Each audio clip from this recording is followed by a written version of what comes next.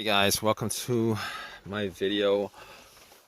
Okay, so we're having a bit of a situation here considering it's early in the morning. No, not early in the morning.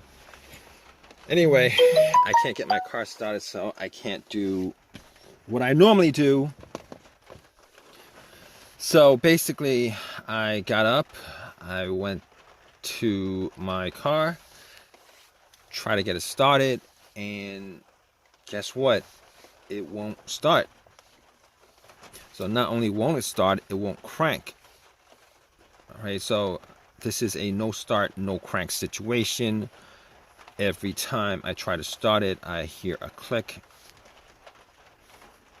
And now this is not the first time I've had this situation with this car, because it's kind of occurred twice over the last couple months. But every time it occurred, I was able to get it to crank after trying it so many times. Unfortunately, I tried it about 20 times and it's not doing anything at all. Now, here's the kicker to it, because everything else works. I mean, I get in, the remote works, I get in, I hear all the all the chimes, all the sounds, etc., etc. Try to start it, I hear all the sounds, the dash light up. Everything seems a-okay, except when it gets to the cranking stage, it won't crank. So anyway, I thought maybe I left the lights on, but the lights weren't left on at all. So just to check on the battery, I actually turned the headlights on, went out, looked at the headlights, and tried to figure out whether the batteries were bad. The batteries were not bad as far as I thought anyway. I went out, looked at the lights were pretty bright. I popped the hood and I was checking out the battery terminals, and this is pretty much probably the first thing you should do in these kind of situations. Most of the time it's just the battery, the terminals are dirty or whatever. And I didn't do that last time because it cranked up after so many tries. Anyway, looking at the battery, I noticed that the terminals were a little bit dirty. And because they were dirty, I was like, all right, let's clean them up. And they were a bit loose too. I was able to wiggle them. So I took the terminals off, had a metal brush, brushed it off, brushed both of them off. There was some white bluish stuff on there, brushed it off, popped it back in, and bolted them on pretty darn good. Bolted them on pretty good so that they were tight. Went back and tried to start it, and guess what? Did not do a thing. Now, if you guys got to this stage and it worked for you, congratulations, easy fix. But it didn't work for me. So I was scratching my head after that. Okay, maybe the battery's weak. But if the battery was weak, I would still be able to at least get a slow crank out of it. Like a slow crank. It wouldn't just turn over. So I was like, weirder things have happened. Let's boost the battery. So I have a booster pack that I bought from Walmart. Well, actually, I bought one from Walmart, but I did get another booster pack from Harbor Freight, which is the one I use for it. And I got that because of what's been happening over the last 2 months. I put the booster pack on there and turn it on. And I was like, okay, this should start it. Maybe I just need to change my battery. Turn it on. Try to turn it on, and nothing. Still the same thing. No issues whatsoever. So, all right, at that point, even if the booster pack was kind of low on voltage, which it wasn't, it was all the way up to 4. That's the first time I used it. And I'm like, okay, All right, we can eliminate the battery being the problem, not the battery. So I'm scratching my head. I'm like, okay, not the battery. Definitely not the alternator at this point, because if it was the alternator, the booster pack would have jump started the car. And then as soon as I took the booster pack off, it would have died. So if you guys in a situation where you guys think it's the alternator, just know that like 99% of the time your car will die out. Well, will die out with the car running if it was the alternator. And then to test that out, you guys would just jump it, and then the car would start, and then you would take the cables off, and then the car would die out. So it wasn't the alternator. I know 100% for a fact it wasn't the alternator. I know 100% fact it's not the battery. None of those two things. Okay, so I'm thinking to myself, not the alternator, not the battery. What could it be? So I was like, okay, let's move on. Let's move on. Maybe it's the ground wire, because a bad ground wire, a disconnected ground wire, not strong enough ground will cause these kind of situations to occur. So I was looking and trying to figure out where the ground led to the frame of the car. And normally the main ground would be the negative line from the battery terminal. It would ground to the frame of the car. And that was fine. It wasn't disconnected. It was bolted on tight. I didn't see too much rust on it. I kind of just threw that aside. I just thought it was a given that it was not the ground wire that was the problem. Fine. So at this point, it's not the battery, it's not the alternator, it's not the ground wire. Okay, maybe it's the ignition. Possible it's the ignition. And I didn't think it was the ignition or the key fob, to be honest with you. Did not think it was any of those things. Not that I actually did do a thorough check on that, but I did change the key fob, the battery on the key fob recently, so I don't think that's the case. So I'm like, okay, let's move on to the fuses and the relays. Now, could it be one of the fuses or the relays? Okay, so basically, I know it's got nothing to do with the fuel pump relay or the fuel pump itself, considering in those instances, for the most part, it will not start, but it will crank. And I don't hear a crank. So, could it be the relay? Could it be the starter relay? Could it be the starter relay? I was thinking to myself, maybe it could be the starter relay, but then again, I figured, had the hood up, every time I try to start it, I would hear a click, like a click, like a click, like a click. Now, normally that's what the relay does, all right? If you don't hear a click, that means the relay isn't working. But I do hear a click, so there is electricity going to the relay to the starter.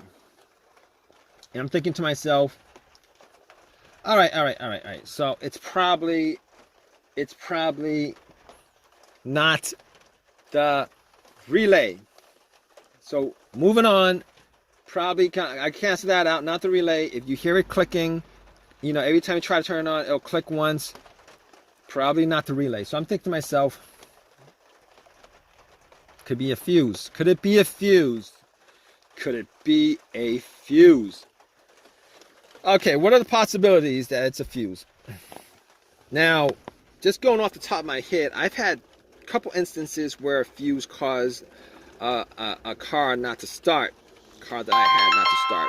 Or instances where I know for a fact that fuses would cause a car not to start. Here's one of those instances, okay? I had one of those instances where on an older car, the car would crank. It would crank, but it would not start. It would not turn over. Turned out to be, I believe it was the fuse to the OBD2, or the fuse to the OBD, a fuse to the computer of the car, or a fuse to the fuel pump. One of those two things.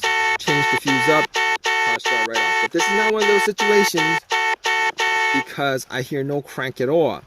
Now, I had this other situation where I a fuse was blown, and I had no power to the car whatsoever. It would not crank, but nothing turned on. Nothing, no dash, nothing. It was as if the battery was taken out of the car, and there was nothing. So it turned out it was a main fuse, and it was a common feature in a lot of Hondas and Acuras. Main fuse that was blown, changed the main fuse, the car, everything worked, turned on, everything. So it was not that situation. It was not that situation, all right? Now, the last thing I figured was maybe it could be the car's computer. Perhaps it's the car's computer. So I had like an OBD2 that I had purchased from Walmart for 19 bucks. And I was thinking to myself, let's plug it in.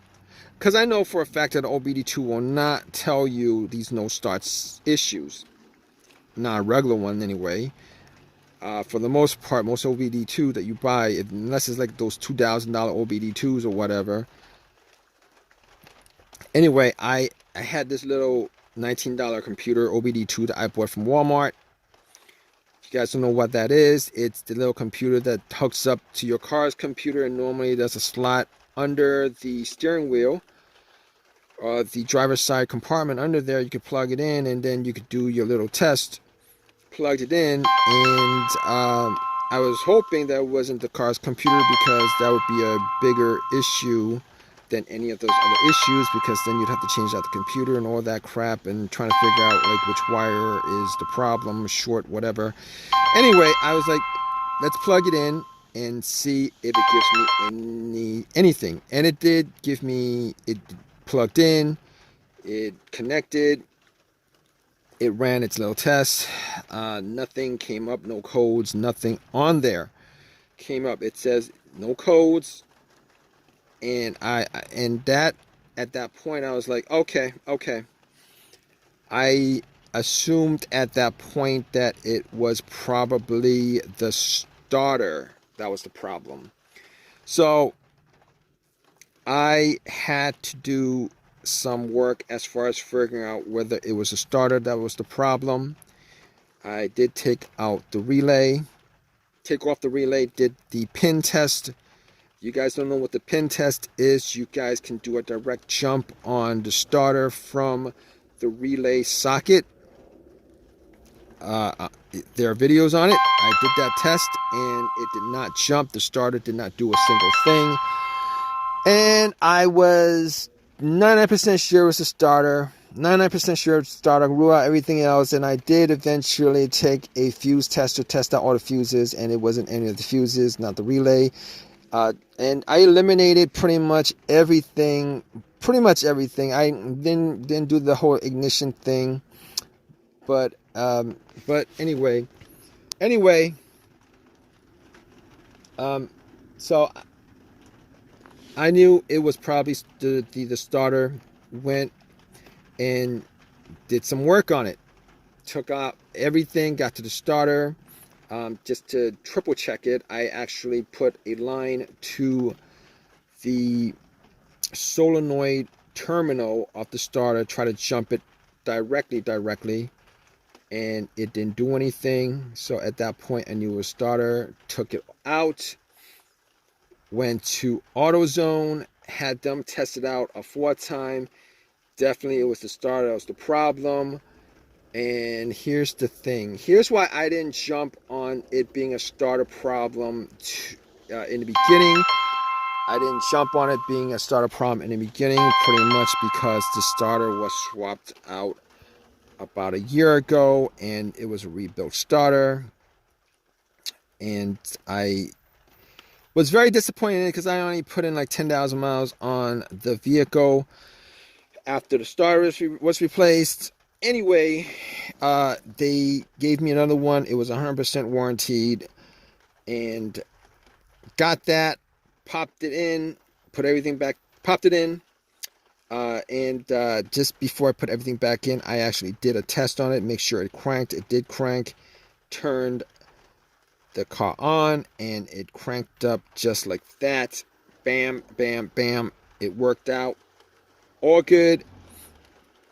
So definitely was the starter, guys. It was the starter that was the issue. If you guys watched this video and you guys went through all the troubleshooting steps that I told you guys that I went through, and none of those were the issue, there is probably a 99% chance that it is the starter. Majority of these situations where the car would not start after you figure out all the things, eliminate all the possibilities that it could have been, you guys are left with one single possibility, which is the starter. Not the worst situation in the world considering, but it was a hassle. Anyway, I hope this has helped you guys out. If you guys can, please give me a thumbs up. Please subscribe. Please leave a message in the message comment section. All right, guys. Hope, whatever situation you guys in, obviously, if you guys are watching this video, it's because you guys are looking for a fix for your situation. Hope that this has fixed your situation. All right, guys. Take care.